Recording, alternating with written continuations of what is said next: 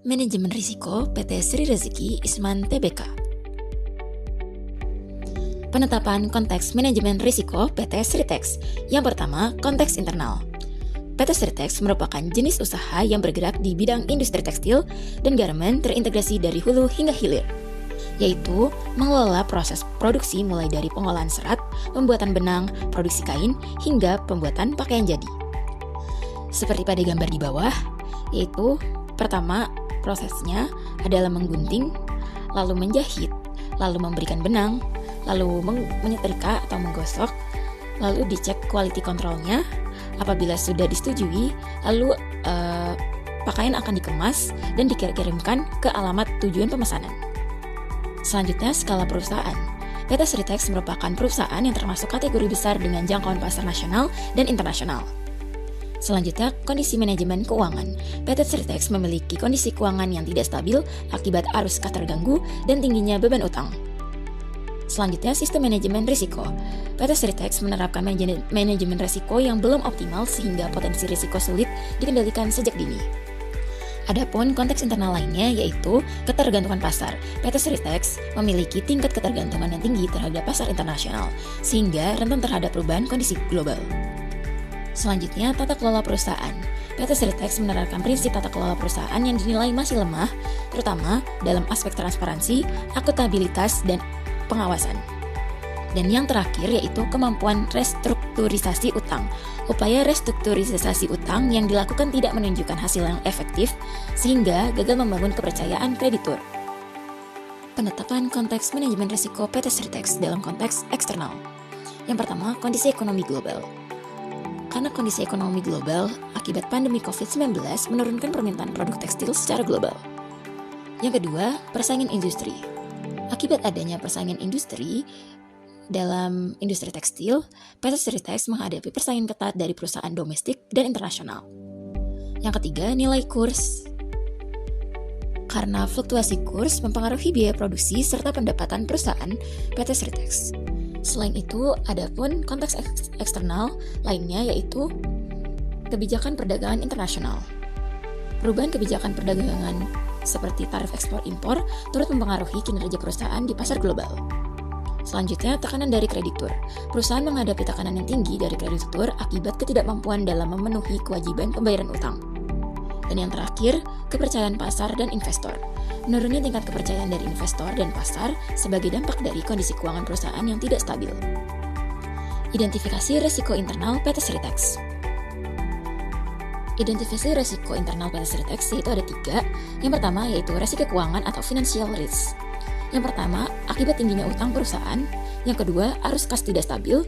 Yang ketiga, ketidakmampuan membayar kewajiban utang. Dan yang terakhir, kegagalan restrukturisasi utang. Yang kedua, risiko manajemen atau manajemen risk. Yang pertama, akibat perusahaan belum mampu mengelola risiko secara sistematis. Yang kedua, pengambilan keputusan yang kurang tepat. Yang ketiga, kurangnya transparansi dalam tata kelola. Dan yang terakhir, tidak optimalnya pengawasan internal. Dan yang ketiga, risiko operasional atau operational risk.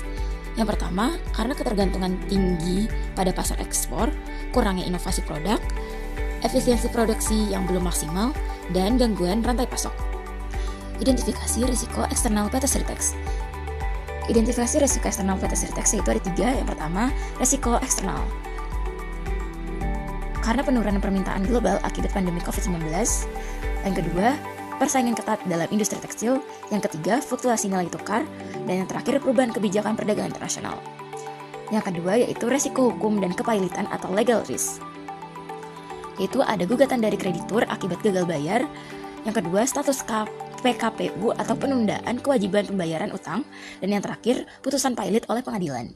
Dan yang terakhir yaitu ada risiko sosial dan reputasi atau social reputational risk.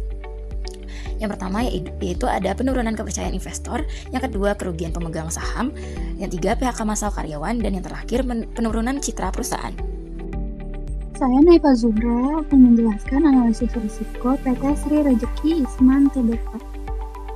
Yang pertama itu ada risiko utama yang paling dominan adalah risiko keuangan. Karena kegagalan membayar utang menjadi pemicu utama proses PKPU dan kepailitan. Risiko ini memiliki tingkat kemungkinan tinggi dan berdampak besar terhadap kelangsungan perusahaan. Yang kedua itu resiko hukum, muncul sebagai konsekuensi dari resiko keuangan. Ketika perusahaan tidak mampu menunjukkan etikat baik dalam menjalankan rencana perdanaan, kreditur memiliki dasar hukum untuk mengajukan pembatalan dan mendorong perusahaan ke tahap payah. Yang ketiga, resiko sosial dan reputasi juga memiliki dampak besar karena kepailitan perusahaan padat karya seperti Sritex mempengaruhi ribuan pekerja, pemegang saham, dan mitra usaha. Dampaknya tidak hanya pada perusahaan tetapi juga pada stabilitas ekonomi daerah. Saya Anissa Rizky Ramadhani. Pada slide kali ini saya akan melakukan evaluasi resiko menggunakan pendekatan risk matrix, yaitu dengan menilai setiap resiko berdasarkan dua aspek utama.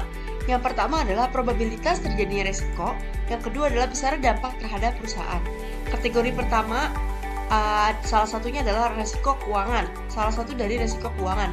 Resiko ini berkaitan dengan tingginya tingkat utang perusahaan dan ketidakstabilan arus kas. Probabilitasnya tergolong sangat tinggi karena perusahaan memiliki ketergantungan besar pada pembiayaan berbasis utang. Dampaknya juga sangat besar karena kewajiban pembiayaan bunga dan pokok utang harus tetap dipenuhi meskipun pendapatan perusahaan mengalami penurunan. Oleh sebab itu, resiko tingginya utang perusahaan dikategorikan sebagai kritis. Kategori kedua adalah resiko eksternal, yaitu demand global yang turun dikarenakan sehabis COVID. Probabilitasnya cukup tinggi karena faktor-faktor ini sangat dipengaruhi oleh kondisi ekonomi global yang tidak selalu stabil dan demand konsumen. Dampaknya juga sangat tinggi karena sebagian besar pendapatan perusahaan berasal dari pasar ekspor. Oleh karena itu, resiko eksternal termasuk dalam kategori yang sangat tinggi. Kategori berikutnya adalah resiko hukum. Resiko ini muncul ketika perusahaan tidak mampu memenuhi kewajiban pembayaran kepada kreditur sehingga dapat memicu proses hukum seperti penundaan kewajiban pembayaran utang atau bahkan kepailitan. Probabilitasnya sangat tinggi karena kondisi keuangan perusahaan sedang mengalami tekanan yang besar. Dampaknya juga sangat signifikan karena berkaitan langsung dengan status hukum dan keberlangsungan perusahaan. Resiko ini dapat dikaitkan sebagai tinggi hingga kritis. Selanjutnya adalah resiko sosial dan reputasi, yaitu kepercayaan investor dan pasar menurun. Resiko ini berkaitan dengan menurunnya kepercayaan investor dan pasar terhadap perusahaan. Selain itu, kondisi keuangan yang memburuk juga dapat berdampak pada karyawan melalui pemutusan hubungan kerja atau PHK massal.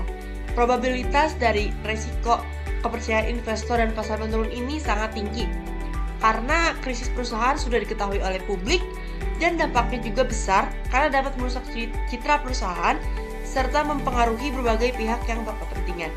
Dari evaluasi ini dapat dilihat bahwa resiko keuangan menjadi resiko utama yang memicu munculnya resiko lain, seperti resiko hukum dan resiko reputasi, yaitu kepercayaan investor dan pasar. Hal ini menunjukkan bahwa kegagalan pengelolaan resiko keuangan dapat menimbulkan efek domino yang akhirnya membawa perusahaan menuju Selanjutnya itu ada mitigasi resiko. Langkah mitigasi yang dapat dilakukan antara lain ada mitigasi keuangan, mitigasi hukum, mitigasi sosial, dan mitigasi tata kelola. Semua kesimpulannya dari seluruh langkah-langkah mitigasi, Kapabilitas Sritex menunjukkan bahwa risiko keuangan yang tidak dikelola dengan baik dapat berkembang menjadi risiko hukum, sosial, dan reputasi. Oleh karena itu, manajemen risiko yang terintegrasi dan penguatan tata kelola perusahaan sangat penting untuk mencegah krisis serupa di masa depan.